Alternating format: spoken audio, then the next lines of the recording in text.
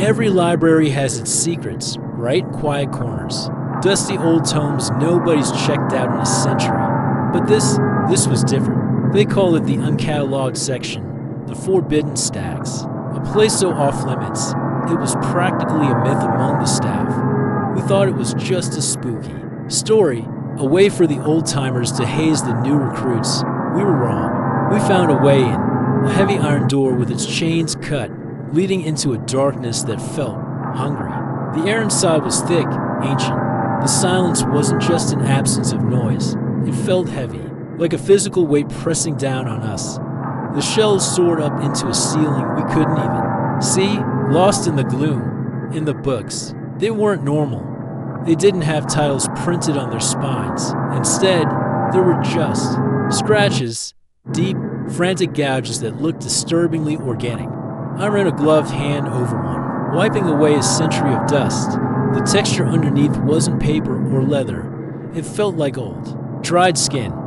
My stomach turned, but morbid curiosity pulled me deeper. That's when we saw it.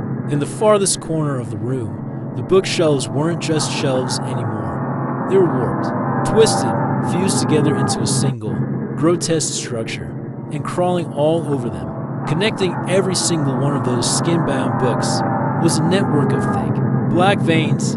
They pulsed, slowly, rhythmically, like a massive, sleeping heart. The entire room was alive. It wasn't a collection of books. It was a single, living organism. The air grew colder. A strange hum started, a low thrum that vibrated through the floor and up into my bones. My head started to throb, a dizzying pressure building behind my eyes.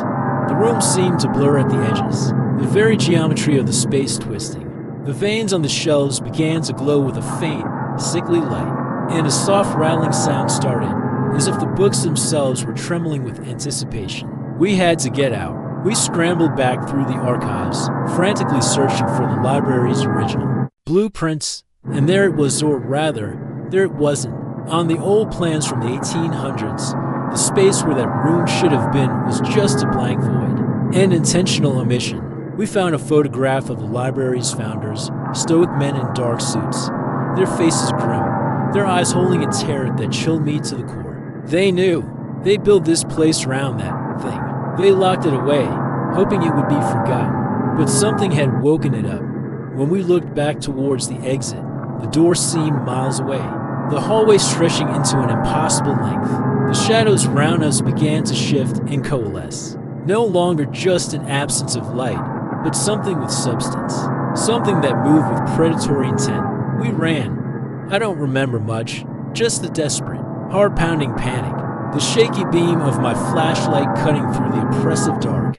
The feeling of cold breath on my neck. Shadows lunging from between the shelves. I managed to get out. I don't know what happened to the others. I'm in a safe place now, I think. The lights are on. It's quiet. I grabbed something on my way out, tore it from one of the books without thinking. A single page. I've been staring at it for hours, trying to make sense of the strange, spidery script. I just put it down on the table to get some water. But as I look back now, I swear it's moving.